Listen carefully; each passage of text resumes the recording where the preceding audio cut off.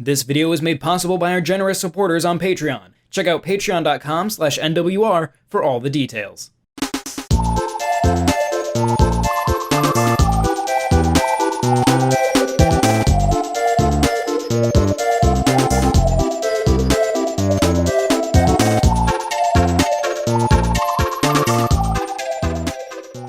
"2020 marks the anniversary of a pair of Kirby games. Kirby's Dreamland 2, released for the Game Boy in 1995, turns 25, while Kirby 64, The Crystal Shards, the lone Nintendo 64 appearance for the hero, turns 20.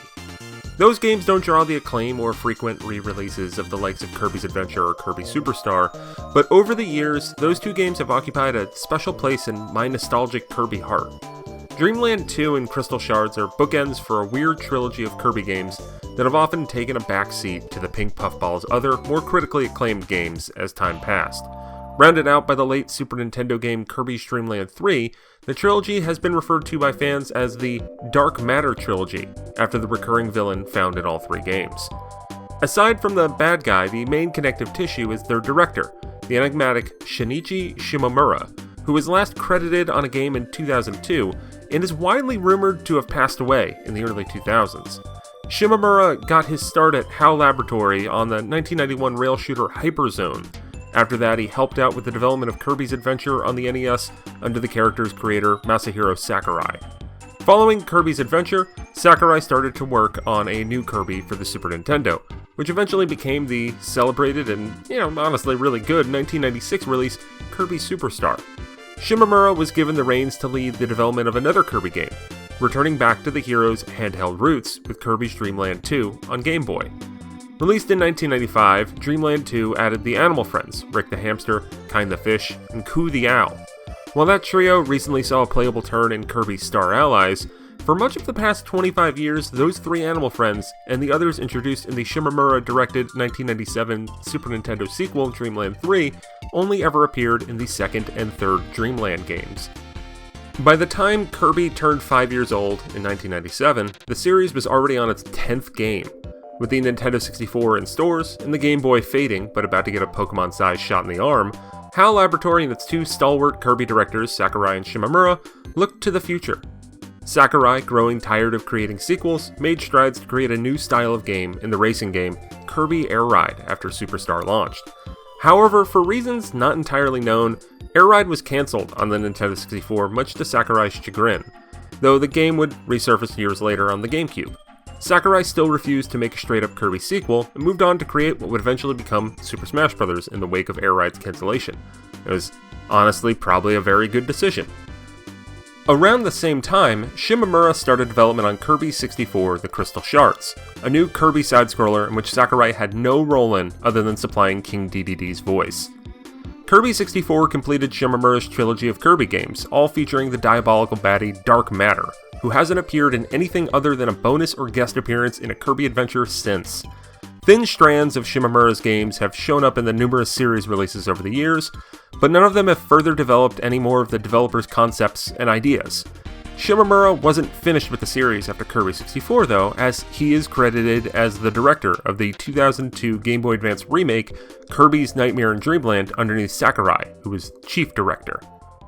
After Nightmare in Dreamland, which remade Kirby's Adventure, Shimomura was never credited on another game. If the rumors are accurate, he passed away in 2003. No matter what happened to Shimomura, it's sad and unfortunate that his Kirby legacy is confined to re-releases and hidden references. While his Kirby games were a little slower paced, all three were enjoyable. The animal friends are fun and interesting. Kirby's Dreamland 3 has a secretly amazing soundtrack, and Kirby 64 features a unique ability combination mechanic that, like most of Shimomura's concepts, hasn't really been expanded upon. At least until it got somewhat iterated on in Star Allies, but it's not the same. Kirby is still a constant for Nintendo, and at this point has been brought forward into a whole new generation thanks to the team at HAL Labs that worked on the recent trilogy that includes the good to excellent collection of Triple Deluxe, Planet Robobot, and Star Allies. The 2018 Switch game featured the biggest nods to the Dark Matter Trilogy this century, as the Dream Friends featured Rick, Kind, and Coo, as well as other characters from those games including Adeline and Gooey. It's nice to see the legacy of those games crop up in bigger ways than ever before. As of April 2020, well, the world is on fire, but regardless, we don't know exactly what the future will hold for Kirby after Star Allies and 2019's Epic Yarn 3DS port and free-to-play Kirby Clash Switch eShop release. Judging past precedent, we could be hearing about the next mainline Kirby game this year, but whatever happens, I hope the Dark Matter Trilogy courses through the veins of the Kirby series more than it ever has before. The likes of Dreamland 2 and 3, as well as Crystal Shards, might not be the best of the best of the best of the Kirby series, but they're still wonderful games with unique ideas, and I would just love to see more of them. Anyway, that's some fun history about some things about Kirby games that maybe you didn't know. Now, I will say that we have reached out to Nintendo in the past. This is based on an older article that I'm turning into a video now. And yeah, there's no comment on Shimomura's status.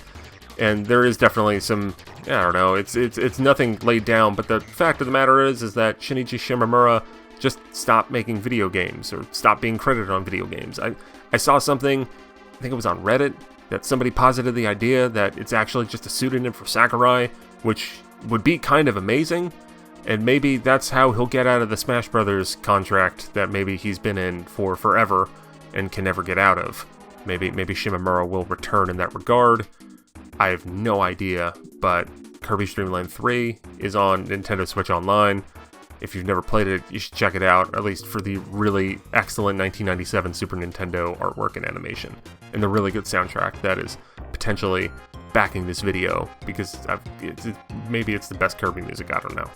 Anyway, thank you very much for watching. Here's some stuff about our Patreon to close you out. Have a very, very good day. Bye. This video was made possible by our generous supporters on Patreon. Did you know that Nintendo World Report is funded directly by fans like you? When you support Nintendo World Report on Patreon, you get immediate access to multiple exclusive podcasts every month, exclusive Discord channels, an early look at select content, and more, all for as little as $1 a month. Check out patreon.com/NWR for all the details.